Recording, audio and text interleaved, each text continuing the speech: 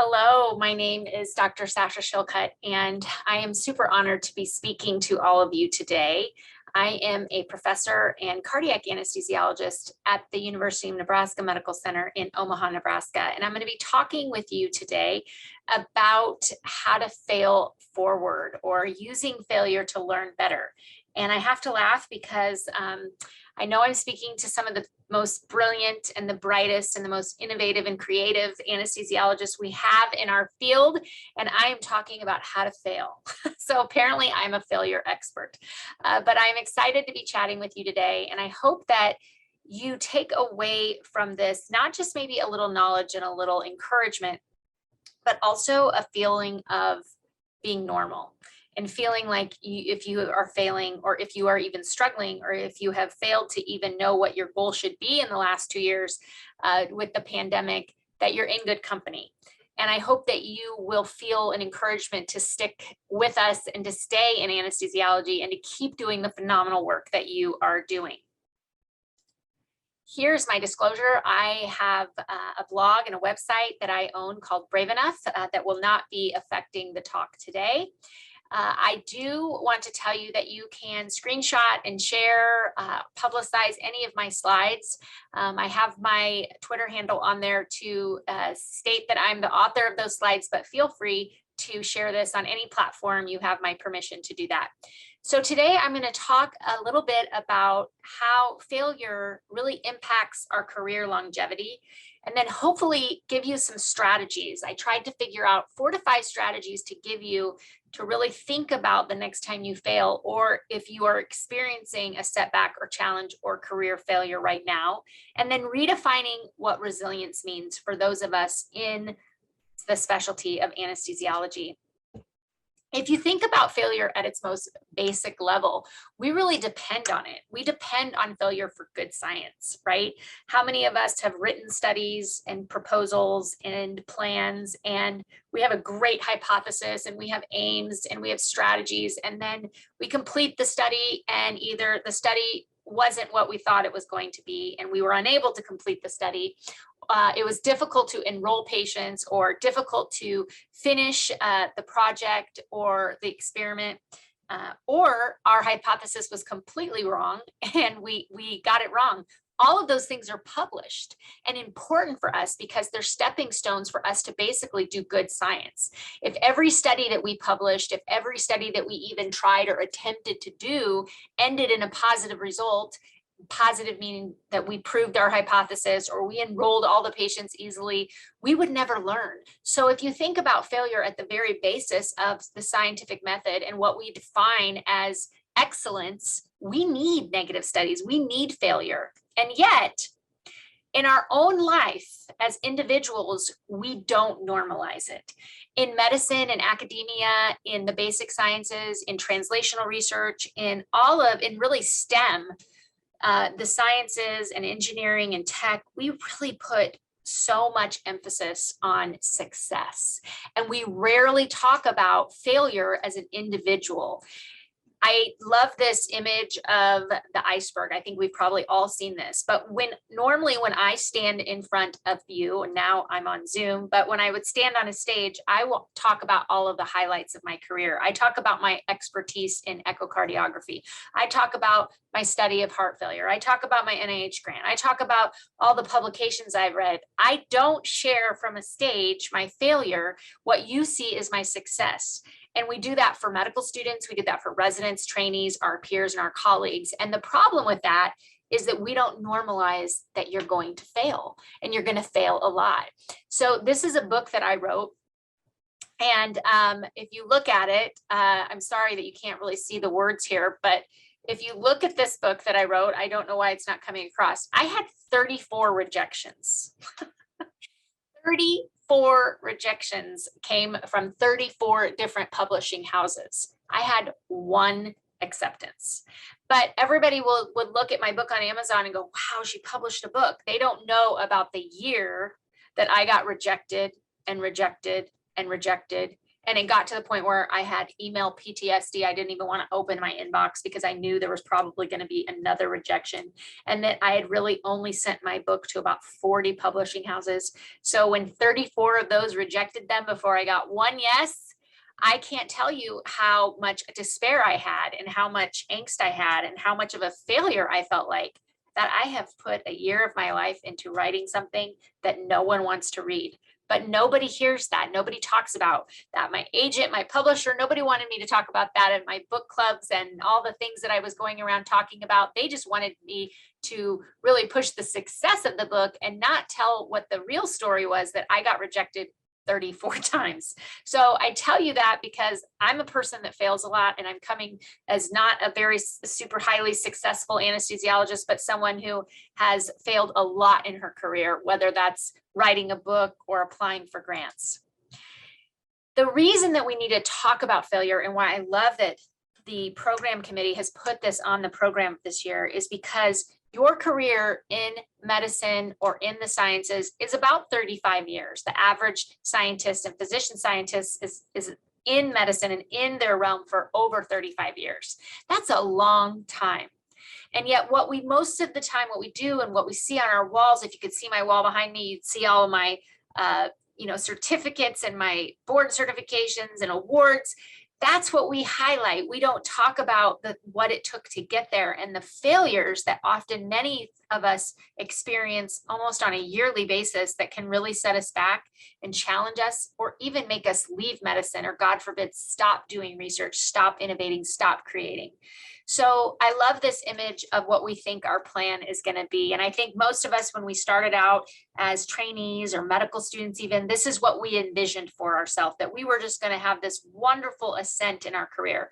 But the truth is that there's some really low trenches there. And sometimes you get knocked off your bike and it takes you a while to get back on. So if there's three things I want to express today, it's number one, failure is expected. It is probably the best teacher. I didn't learn anything, honestly, from my one book acceptance. I learned so much about myself and how to become a better writer from my 34 rejections, because every single one of those came with feedback on why my book wasn't ready for prime time. And every single one of them made my book better. So I would love to say that success has taught me a lot, but the truth is that I think for most of us, it's our failures. The second thing is success is not fixed. So it is not a fixed, guaranteed ideology that you're always going to strive for. You are not guaranteed success. You're not guaranteed success even if you are on a high today or you achieve something major, that you're going to have that again tomorrow. There's just no guarantee. But the good news is that it is dynamic. And the third thing is, if you are willing to fail, and more importantly, if you're willing to share your failures, you can pretty much guarantee that you will succeed in life. And that has been proven in multiple studies that I'm going to hopefully share with you today. So to me, success means being resilient, means being successful at work. Having my professional well-being and personal well-being means that I'm showing up for the people in my life at home. That's success. And then there's a third element, I think, because we see so many people honestly leaving medicine and leaving the sciences right now due to burnout, is longevity over the course of your career. And I put this slide on here because I think that we have to ask ourselves, what is success? There may be a year in your life where you are just killing it. You are publishing a ton, you are speaking a ton, you are winning awards, your research is just getting funded.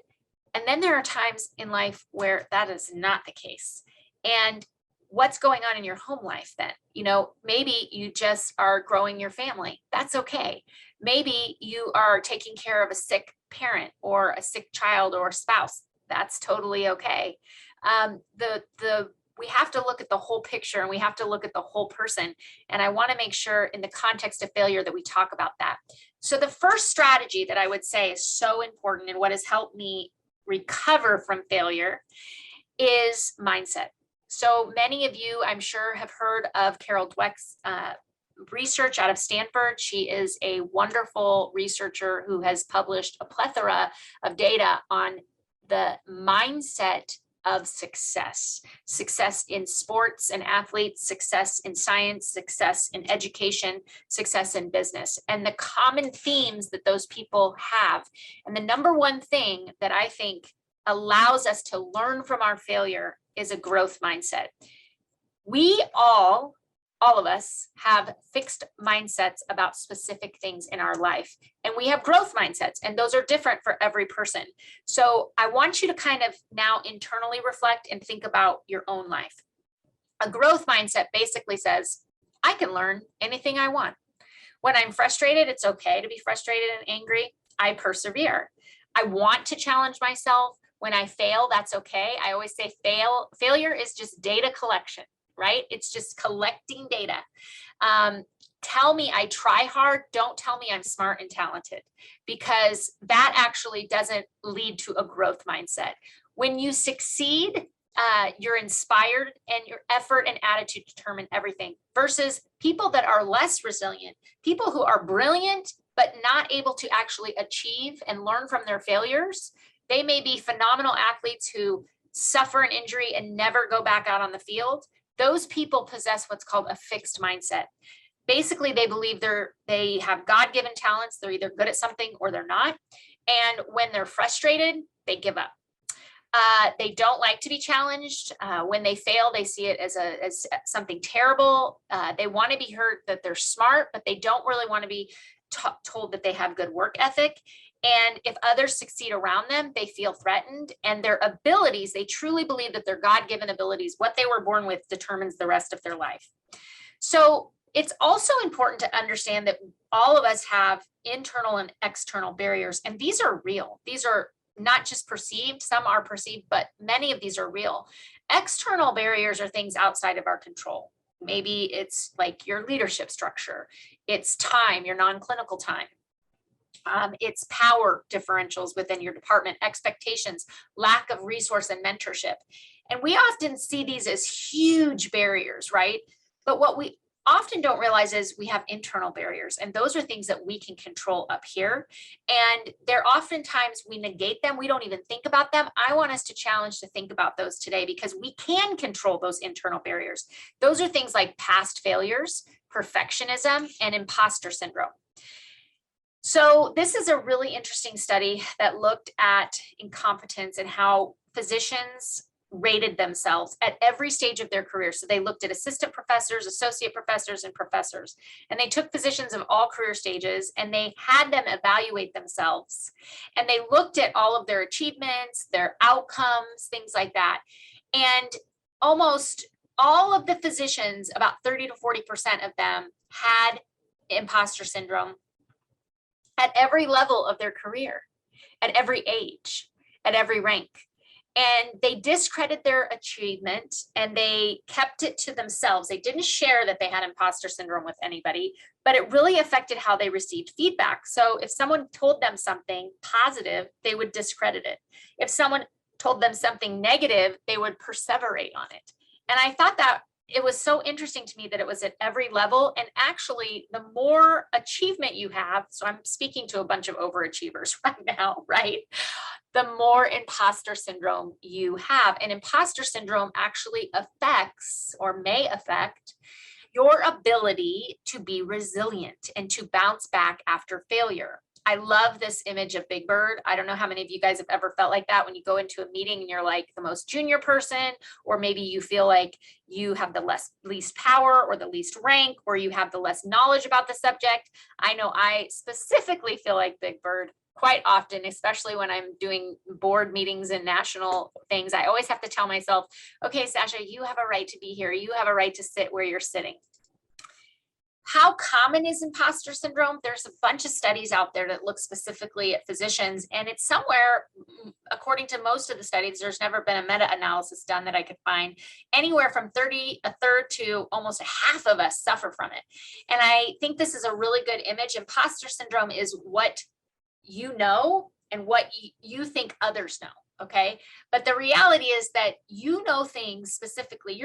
Everyone here that is listening is a content expert on something that the person sitting on your right or left of your screen is not. And it's probably equal. Okay. So what I don't know about coagulation, someone else may not know that I know about the mitral valve. So but imposter syndrome, we think, oh my gosh, if people really knew how little I know about this, I would be revealed. If people really knew how I don't really deserve to get this grant, or I just happen to get an IRB approval on this study, or I just happen to be published in ANA, but I don't even deserve to be there, right? So I think all of us at sometimes can experience this, and it can really limit us, and especially when we have failure. So mindset is huge, okay? What areas of your life, I want to ask you right now, do you have a fixed mindset? Almost all of us do. Isn't that interesting? If you read about it, we all have things that we think, oh, I can't do that. I'm not good at that. And before those words have even left our mouth, we are convinced that we cannot try, we have failed. I hear this all the time, especially in women that I coach for public speaking. Oh, I'm not a good public speaker. And I always want to say, well, if you went back and heard my first talk I gave in 2012 2008 at the SCA, it was a babbling mess. I don't think anybody would want to go back and listen to me talk. I was not a good public speaker. I have become a better public speaker just by practicing and work effort. And then think about the areas of your life that you have a growth mindset. I guarantee you those are the areas of your life that you're really good at. So what is resilience? Resilience is not an ideological existence. It's not being unaffected by trials. It doesn't mean you never fail. It doesn't mean you're not stressed, and it's not painless. So it's not toxic positivity. Okay, resilient people fail. This was an interesting study looking at physicians from 3 different specialties, and they pulled doctors and faculty who worked in same environments to try to control, and they looked at who was resilient and who wasn't. And the biggest predictor of resilience is a positive stress to failure. So your ability to expect failure and to be okay with it. And so how do we do that? Well, number 2, one is mindset. Number 2, this is so important. There's been a lot of data looking at how people fail and bounce up. And specifically, the second strategy is they share their failure. They actually find a mentor or a peer colleague or a peer mentor, and they talk about it. And with that, that's the most critical step. So they don't hide it, which just feeds imposter syndrome. They don't press it down. They look for the lesson. They look for an internal check, like, okay, what did I do wrong here? Where's my blind spot? Maybe it's in how I'm writing this grant. Maybe it's in not listening to the feedback I got on this publication. Maybe I keep doing the same thing, wanting a different result, and I need to get some diverse thinkers around me to challenge in how I have failed. I remember very early on in my career, I did my first prospective clinical study, and I was so proud of this study. And my primary aim, I published it. I went to publish it, and I got a rejection, and I was devastated. And I shopped it around to the next journal. I changed some things, and the first feedback I got was, your secondary aim is publishable. You need to change your primary aim. It doesn't make sense, but your secondary aim does. You need to publish that. And I didn't listen because I was so passionate about the primary aim. So then I went to the next journal and I made edits and I submitted it there. Instant rejection. And they said, your primary aim is not really significant, but your secondary aim, that's publishable. That's good stuff right there. But I didn't care as much about the secondary aim. I really cared about the primary aim. So I went and asked one of my peer colleagues in a different institution, who probably is about 20 years ahead of me and more experience. And he said, you got to cut your losses, get rid of your primary aim. And I said, oh, but that's what I'm passionate about. And he said, do you want to publish this paper? You have done 3 years worth of a clinical trial. Why are you you're not seeing the big picture here? He was so right. I had to ask for diverse thinking. I had to be vulnerable. I had to share. And then I had to create a first step plan. What is that? That is so important. So my first step was to say, I got to let go of the primary aim. That's an easy win. Okay, I honestly think if I would not have let go of that and published the secondary aim, even though it pained me to do it because I was so passionate and thought importantly about the primary aim, I would probably have quit publishing and doing any clinical research at that point because I was devastated. So The very first thing that he showed me to do, and this is really important, this is important whether this is shown in the data, whether you're going on a diet or you're trying to quit smoking. You have to have some early free wins after a failure. And my early win was letting go of my primary aim and publishing the secondary aim, because it gave me huge confidence. So it's not getting back on the horse right away and going for the next grant, right? It's how do I learn from this? How do I get an easy, feasible win? What is the very next step I have to do to get back on the horse, and not start a whole new clinical study, but actually learn from this one and make this successful, even if it looks different than the success I may imagine for myself. So resisting the overstep and the overwhelm, taking too big of a step when we fail and we're trying to get back up, sets us up for repeated failure. It's actually more beneficial for your brain if you actually take a smaller step and have a smaller win. That will allow you to not have this repeated failure and the what the heck phenomenon, which I'm going to talk about in a minute. It's a real phenomenon. And it's going to allow you to stop the negative self-talk and build resilience. So the question is, what is the next small feasible step you can take? Resilience is dynamic. There are years where I feel very resilient, and there are months or years where I feel completely beat down. And I ask myself, what am I doing?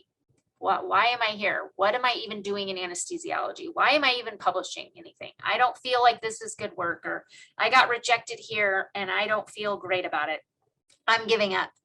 It's a dynamic process, and you're going to have highs and lows, and you may be in your career not climbing the ladder, but you may be on a circular jungle gym going sideways. That's okay.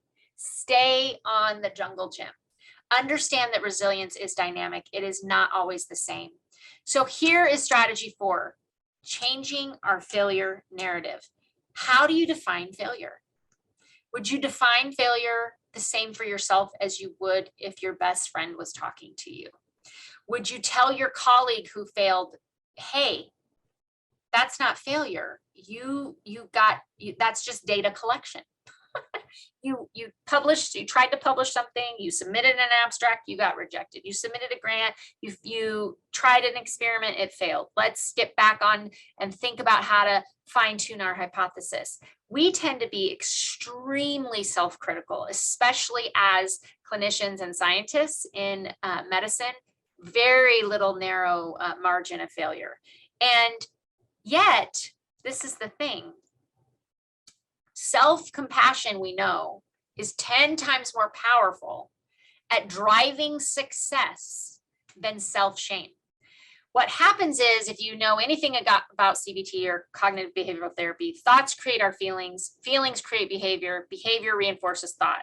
So if this is negative, it's just a circle that goes around. And that's that what the heck phenomenon. You fail. So then you're like, well, now I'm just never doing anything again. I'm just going to pull all this work back. And then that creates more shame. And then the cycle continues. But we tend to give other people compassion and give ourselves criticism. And we really have to get out of that loop. Self-compassion, if you've ever read anything by Kelly McGonigal, she does TED Talks. She's phenomenal. She does writing, research studies. She's written books. Self-compassion is so much more effective at building resilience than self-criticism and shame. That's evidential. But self-compassion allows you to stop that what the heck, I'm just a bad person. I've ate an Oreo. I'm a bad person. Now I'm going to eat a sleeve of Oreos. Okay. That's the what the heck phenomenon.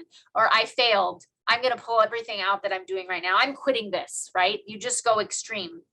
Self-compassion actually allows you to halt that whole process and go, you know what? I screwed up. It's who cares? I failed. So I'm going to try again tomorrow. I may need to recover a bit, but I'm not going to beat myself up. Resilience also requires recovery. And I say this because I think a lot of us right now are down and exhausted and stressed from the pandemic. We've had resources cut, we've had budgets cut, we've had to flex our work FTE, we've lost team members. We just are in a pressure cooker. And right now, many of us need recovery. Many of you need recovery. And I don't know how you recover. This is how I recover. Typically, it involves escaping somewhere where there's a body of water. I was recently, this was a picture that I took or a friend of mine took in January at a retreat, and we were there for about 4 days. And I just really underestimated how much I needed to recover from the last couple years. I left feeling such a sense of like just rest and recovery. But honestly, I don't think I recognized how critical I had been of myself and my achievements and what I feel like I wasn't able to achieve during the last 2 years. Many of us are feeling that way, and I want to normalize that and tell you, if you're feeling down, you need to recover. Resilience actually gets built in recovery mode. So how do we check our pulse, and how do we see if we need to recover? How are you sleeping? That's a great a measure. I do a lot of well-being talks, and so I wanted to put this slide in here because many of you may feel like a failure over the last couple of years. Maybe you feel like you haven't produced as much as you have academically, or you haven't been as creative or as great of a leader or as great of a mentor or sponsor. Have you lost engagement or excitement for work? Have you talked about it with anyone? Just debriefing with a colleague is really powerful and free. When was your last time off? You know, I recently was talking to one of our clinical scientists, and this person was just totally feeling down and discouraged. And when I asked when their last time off was, it was like extended, not a day, it was 6 months. And I said, you really need to take time off. And this person said, oh, I'm so busy, I can't do it. I said, that's exactly why you need to do it. And recently messaged me and said, thank you for encouraging me to do that. I feel so much better.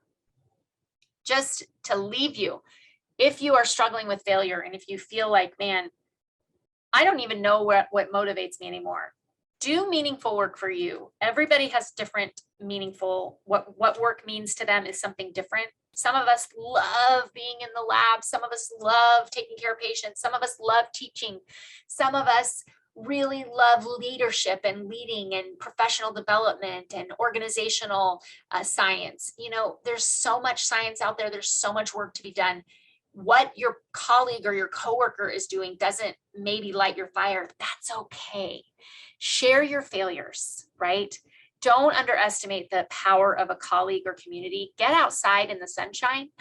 I live in Nebraska. It's very cold and sometimes gray in the winter, and oftentimes struggle with getting out and seeing the sun, but it's so important to do. Just share your losses, but share your wins.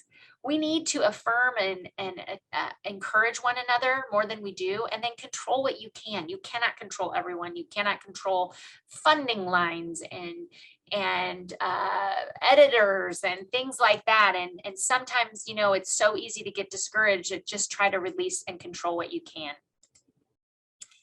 And then lastly, just in case no one has told you this, and I will end here, you are more than your greatest failure, in case you haven't heard that. If you're at the breaking point, hang on.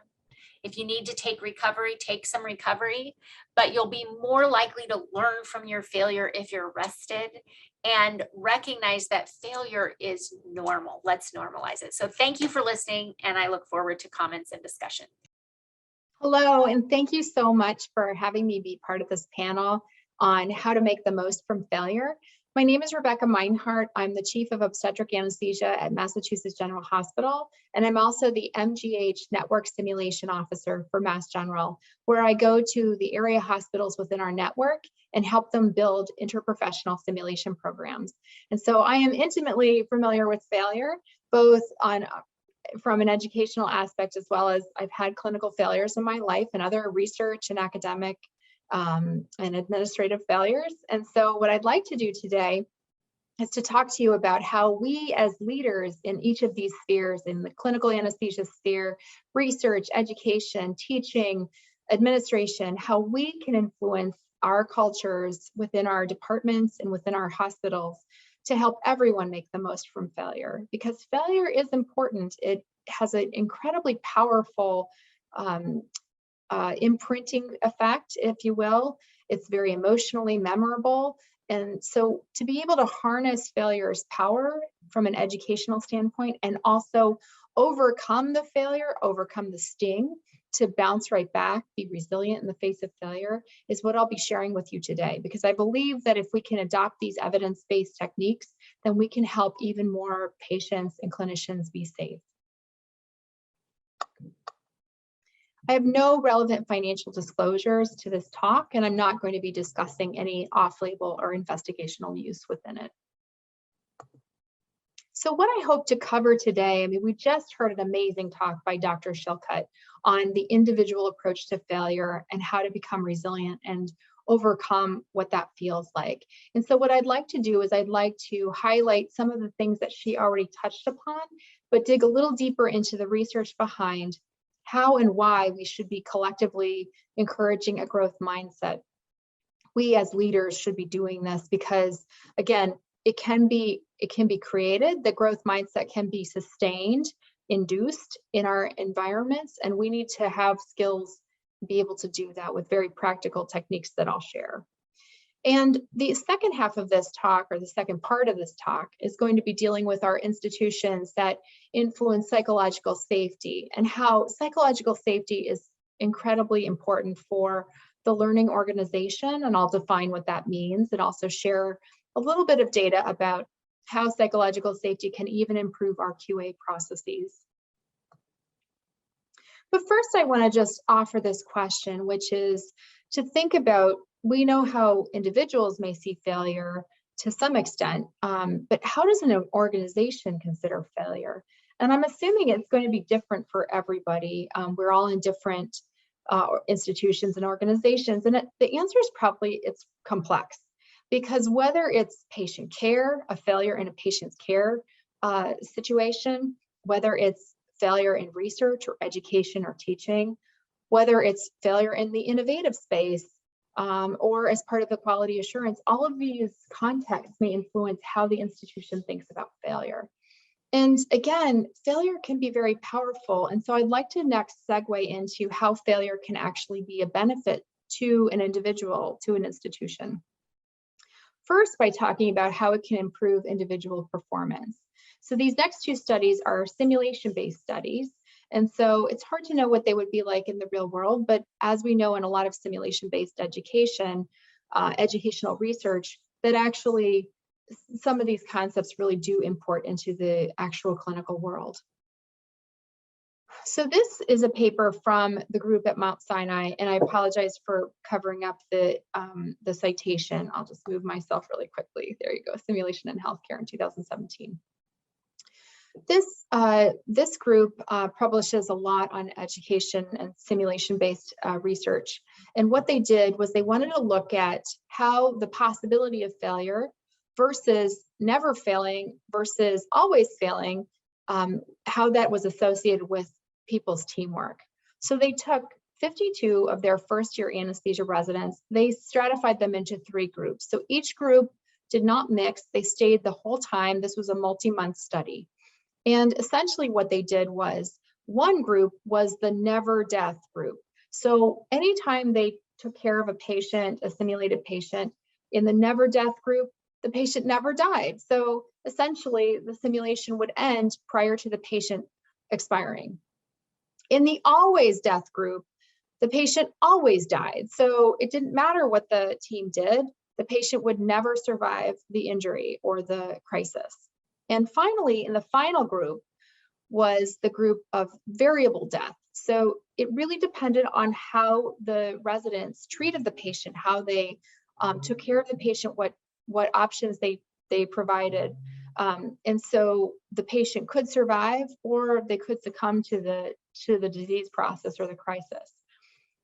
They essentially took them through, because they were first-year residents, they took them through some training sessions and they spaced them out over many months.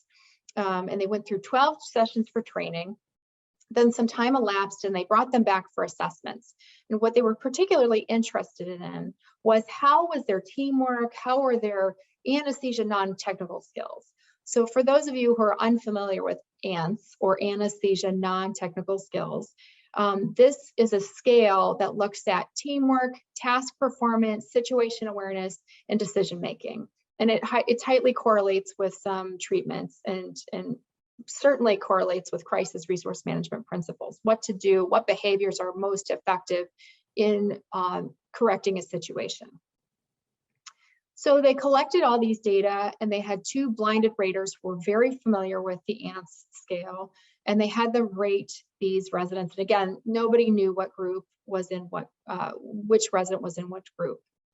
And so what they found was actually in 3 of the 4 scenarios, the variable death group consistently performed better on the ANTS score. So this, to them, to the authors, indicated that the possibility of failure made the learning more indelible, and it made their teamwork even more important to achieve. And so they followed up with another kind of study, which was looking at their individual performance. So less about teamwork this time and more individuals. And again, sorry to cover the citation. This is from BJA in 2019. Same group, Mount Sinai's simulation department in anesthesia, Department of Anesthesia, but their simulation group.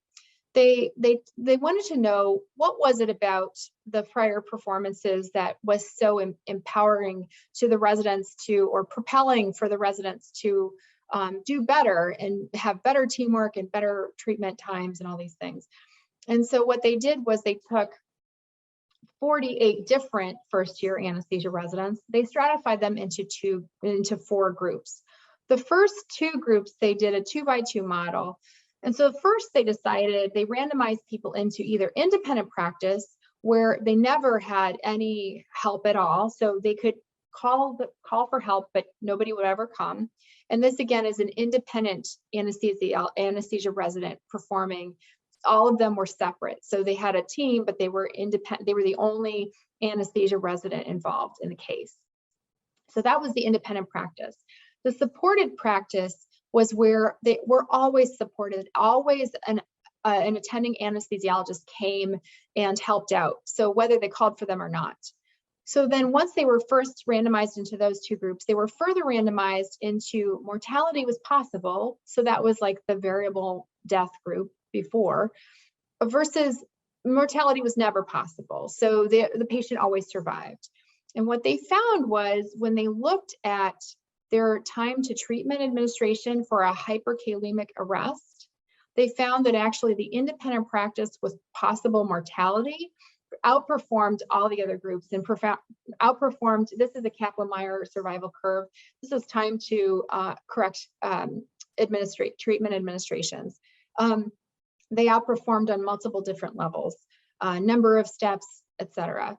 And so this was really compelling, because it looks like when you have the possibility of failure and it is truly resting on your shoulders, there's something about the condition that helps people learn if they're learning under that condition. So so therefore failure can be really, really powerful.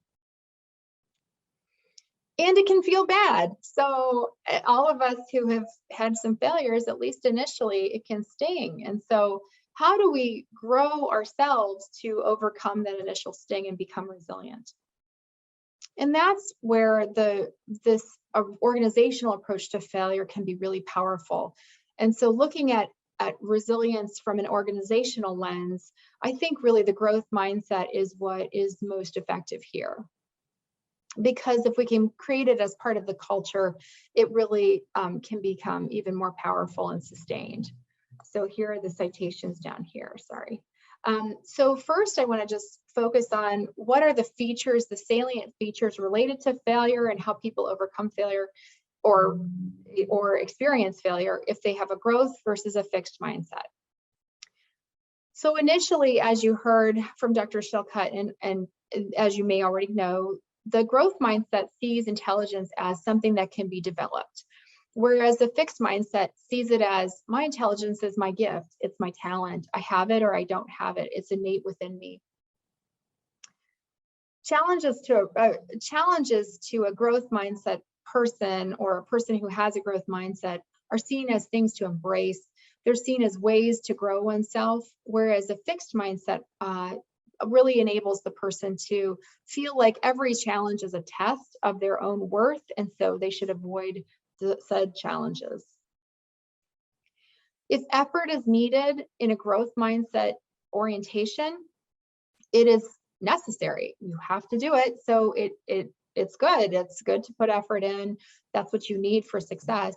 Versus if it's a fixed mindset orientation, then perceived effort is really seen as, oh, I'm not good at this.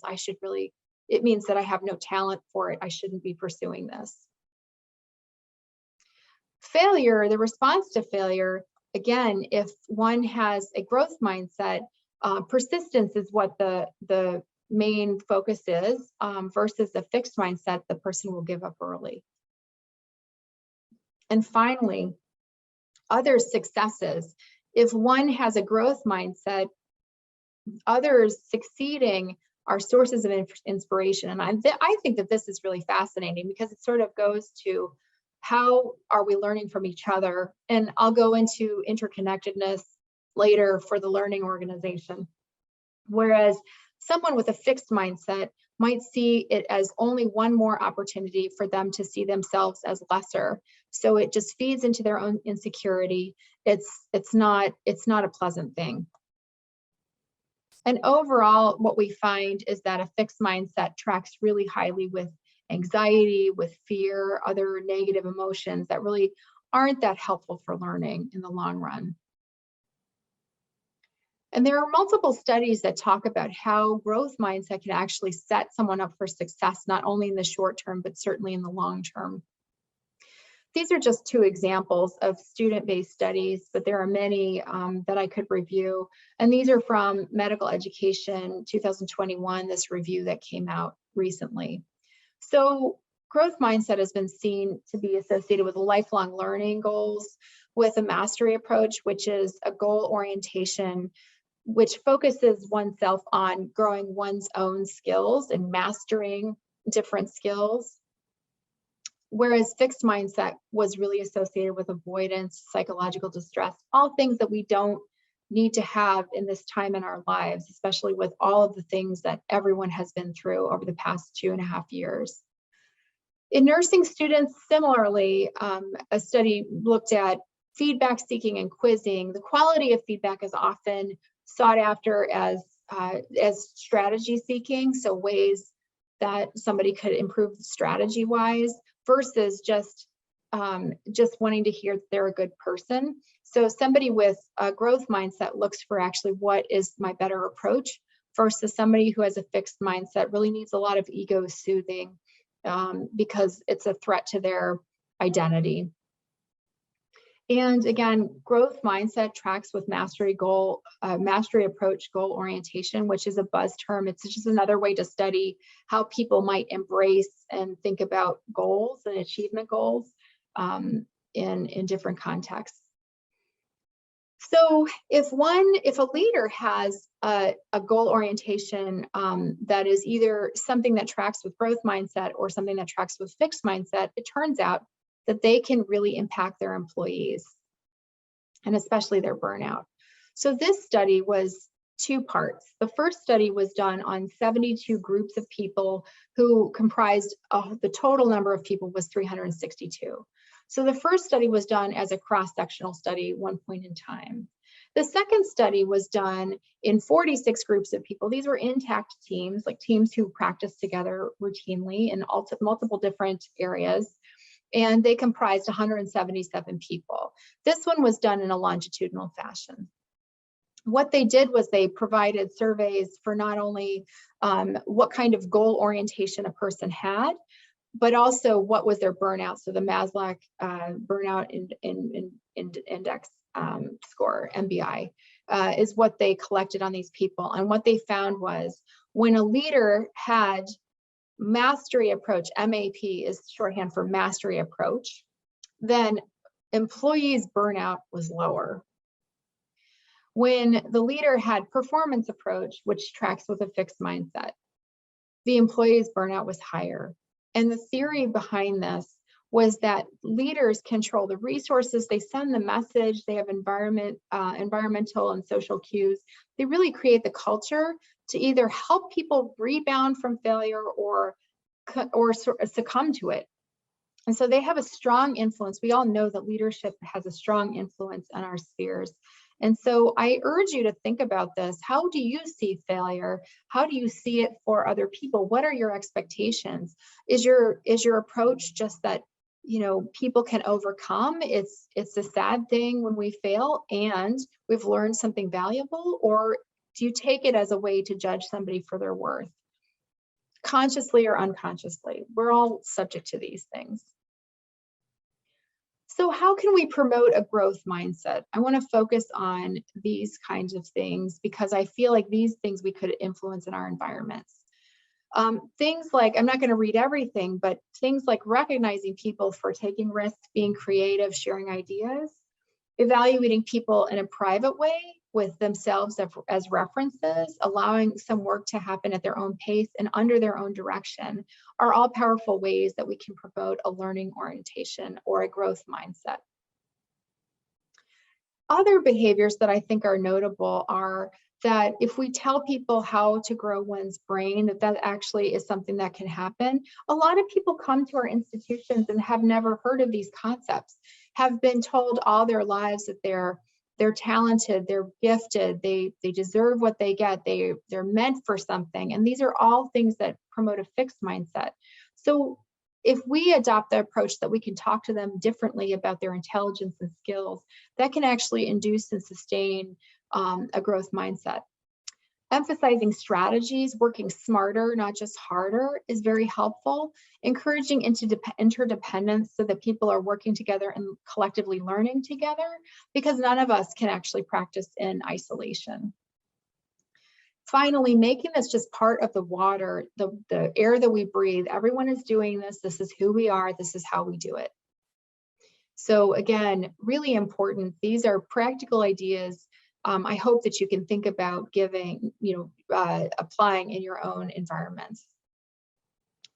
In the last couple minutes, I'd like to touch upon psychological safety and how it can help organizational learning. So again, what does the institution learn or gain from failure? So psychological safety sounds like a soft concept, but it's actually very rooted and steeped in decades worth of science stemming back from the 1960s. And it's really this idea that it's a shared belief that an environment is safe for interpersonal risk taking. And it's not just held by one person, but it's held by multiple people. This kind of environment is really helped by things that are inclusive. So inclusive behaviors I'll share in a bit, but especially inclusive leadership it really does track with, and there's multiple studies on this, tracks with higher psychological safety. What I want to share with you is how can the institution learn from high amounts of psychological safety. So the learning organization, before I talk about how the institution can learn, is really what our institutions should adopt. This is a quote from Peter Senge, who is brilliant and really the founder of the learning organization theory. And it's about being connected and harnessing the power of learning within the organization so that we really can strive for better all of the time. This is really not done without high amounts of psychological safety. So a recent article, and this is new, talked about how if an individual holds high psychological safety, thinks that they feel very safe to take risks, this may actually improve the willingness to do some near miss reporting. So this was a study that talks about nuclear medicine team members. And why they chose near miss is because it really does combine resilience. We dodged that bullet, woo, that's good. With vulnerability, well, we almost had a problem. So it's a tricky thing, and they're often underreported, and they're sources of learning that are really important. So 78 multi-professional radiation oncology staff completed 2 surveys, one on how psychological safety, how they rated themselves as having psychological safety, and the other was on this spectrum of scenarios on the left-hand side of your screen, looking at anywhere from a patient vignette where there was standard of care and nothing bad happened, all the way to a couple of near misses to a hit that actually something bad did happen because there was a breakdown in the process of care. And what they found was that high psychological safety for people increased increase the predicted likelihood of reporting a hit, which is the worst one, the almost happened, which is second to worst one, and the fortuitous catch. And all of these were statistically significant. The could have happened was the only one that was not statistically significant, although it seemed to have higher scores, but not in a statistically significant way.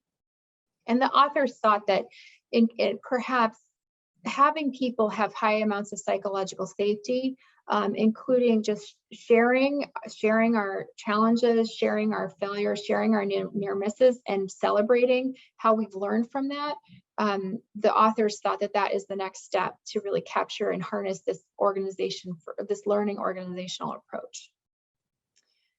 So finally, I just want to review how you as a leader can promote psychological safety. And these are things that can happen in an everyday setting. They don't have to be that you have a formal leadership role, but actively eliciting information from the team members around you, providing constructive responses such as, well, I'm not sure about that, but thank you so much for sharing. If you don't agree with what they've just said, but somehow thanking them for the effort that they went through and earmarking that for further discussion later, rather than just outright shutting them down. Encouraging them for motivation. So if they're encouraged and that motivates them to feel more connected as a team, that's really powerful for psychological safety. And including ideas whenever you can to help team members feel like they are valued members of the team and not just futilely telling you things and that you don't do anything with. So finally, I'd like to thank you again for your attention, and I'll just share that growth mindset can be really powerful. It can help the team learn better from failure. And so really thinking about these types of things that we can do in our own environments is, I think, a really critical skill.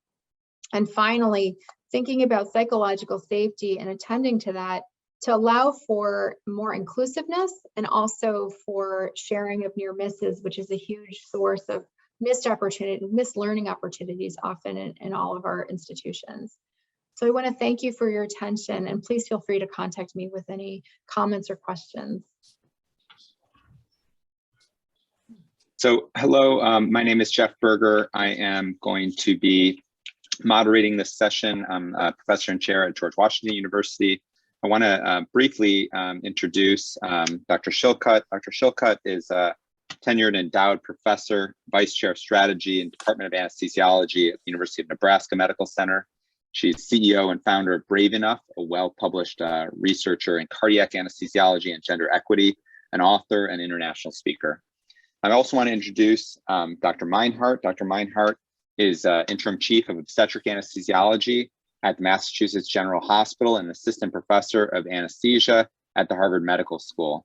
She does research in her clinical investigation in conversations into high stakes, time limited circumstances for teams. She's internationally known for her work in improving team communication.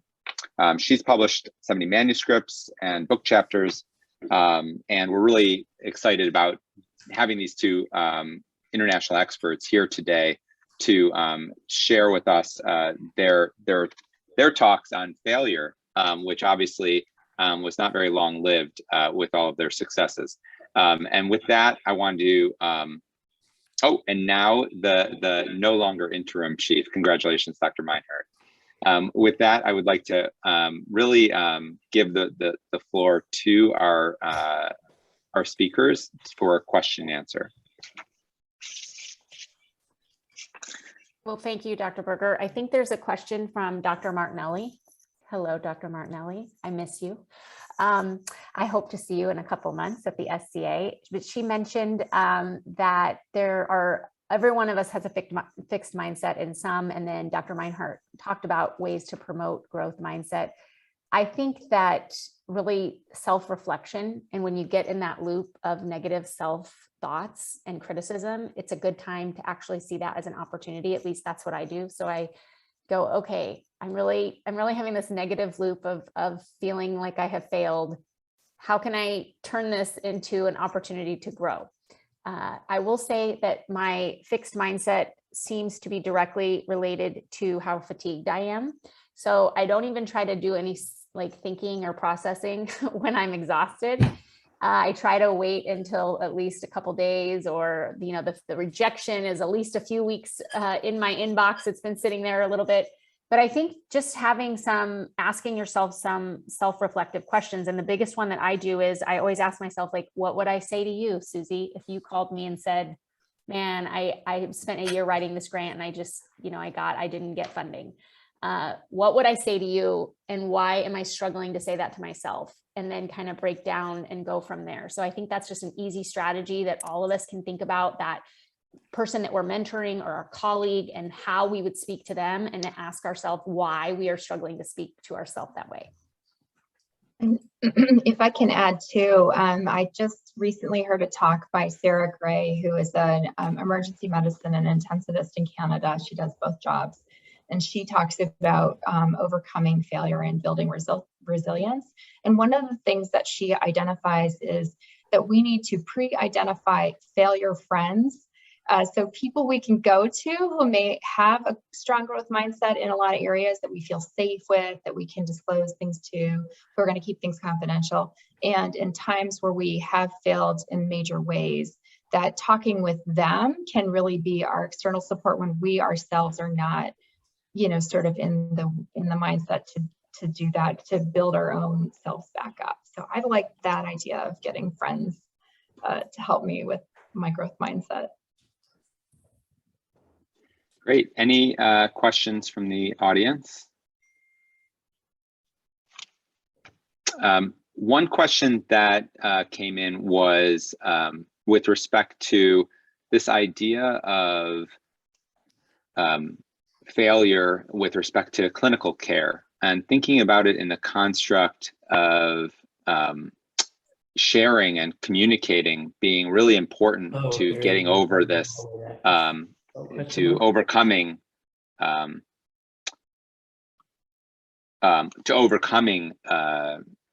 clinical failure. And yet, shortly after we have a clinical failure, a lot of times there might be a legal reason that prevents us from sharing with others some of those doubts and poor feelings. How do you overcome failure in the context of our work, where oftentimes we're not allowed to share with others? Well, first of all, having been through a very difficult clinical failure and all of that early in my career, one of the things that I think we're told often that is false is that we can't talk about it. And legal protection does provide for you as a physician to always speak to your significant other or closest family member or closest friend and confide in them. So that may be a work colleague. You may be, you could certainly, I would probably talk to my chair about something like that, and that would be considered protected.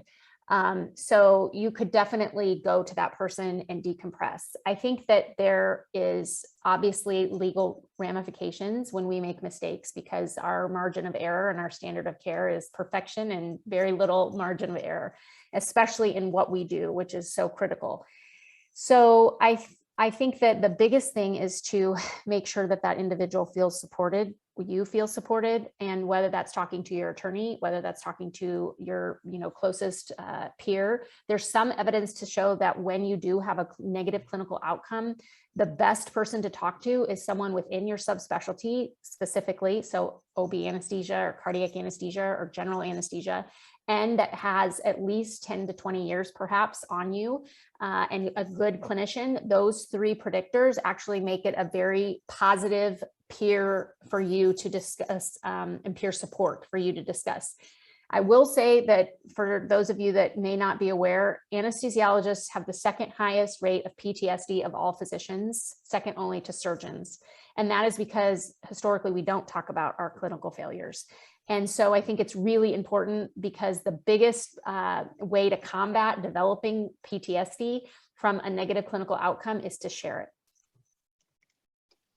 And I'd like to add, just in looking into this a little bit further from an apology law standpoint, what I thought was really interesting, I came across an article that very recently was published, and it talked about how full versus partial apology laws really make a difference in what you can disclose. So for those of you who are unfamiliar, full apology, you can disclose, expressions of regret, And also you can talk about possible errors that happened, and it's all protected. And so that is true for only 9 states in the US have full apology laws. Everything else is partial, and partial only protects expressions of regret.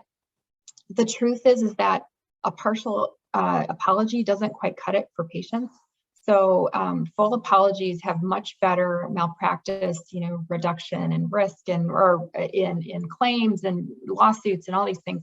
And so it's actually really interesting, I think, from an organization level, from tort reform, everything. I think we need to do better work with this, because I do feel like if we're not allowed to fully, I agree with what you said, Dr. Ashoka, absolutely. We need to be talking about this.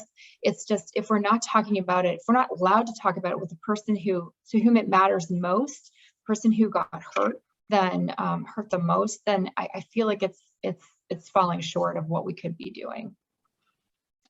Dr. Lisko, you have a question. I do. Thank you, Jeff. It was a great session. I enjoyed listening to both of you. I get to hear Sasha a lot, but I still enjoy listening to her. My question is really, I don't know how to phrase it except to say the time dependency of failure. So, there's the old adage, time heals all wounds, but it probably doesn't. And if it's a major failure, it's something that you ruminate on for a while. And I would just be interested in hearing your thoughts on how one could address that and how we can help coach people through that. Thank you. That's a great question. It's interesting because there is if you look at the data specifically on surgeons and anesthesiologists, because those are what most of the studies have looked at, clinical poor outcomes, tons, mostly in the surgical literature, but they do exist for anesthesiologists as well. And I think that what was interesting is that almost a third, I believe, in the one study that I'm thinking of, which was published in the Annals of Surgery, a third of surgeons at each level, whether they were assistant professors, associate professors, or full professors, attributed almost a third of their complications, surgical complications, to personal error. And it didn't change as they went through their career. And the most predictive measure of whether they would develop really negative behaviors, even like substance abuse, was if they never shared those failures. Not even to their closest, like their spouse. They never told anybody that they actually took, that they see that as an error, that is 100% their fault, which may or may actually not be a correct narrative. And so I think, as someone who has suffered one of those failures, I can tell you, I still think about it. It's not like I'm like, oh yeah, I'm over that. But I don't think I couldn't even talk about it or process it or think about it in a more objective manner until I did tell someone, which took me, as you know, because you're one of those people that I've talked to about it, probably 5 years. But I think that it's really interesting because I give a talk, as you know, nationally on that talk, and every single time, it doesn't matter. I mean, the last time I gave it to about 200 urologists. 95% of them were men in the audience. And afterwards, there was a line to talk to me. And every single one of the men that came up and the urologists that talked to me had a story that they had never told anybody, that they literally felt like they killed a patient and they never talked about it. And I was like blown away. And I thought, this is something that we just ruminate about, we push down deep. And then I've gotten emails that said, man, after I shared it with a partner, like the next week when I went to work, and my partner and I talked about it, and I feel better 20 years later. So I do think there is a temporal association with how long we hold on to these things and how much we can move past them. I've heard of some of these, mortality rounds or things like that. This is incredible information and a science behind a lot of the work in failure. And thank you both Dr. Shilcutt, Dr. Meinhardt, really appreciated your sharing and then your Q&A, adding your expertise to this group. With that, we're going to end the session, and thank you all for your attendance.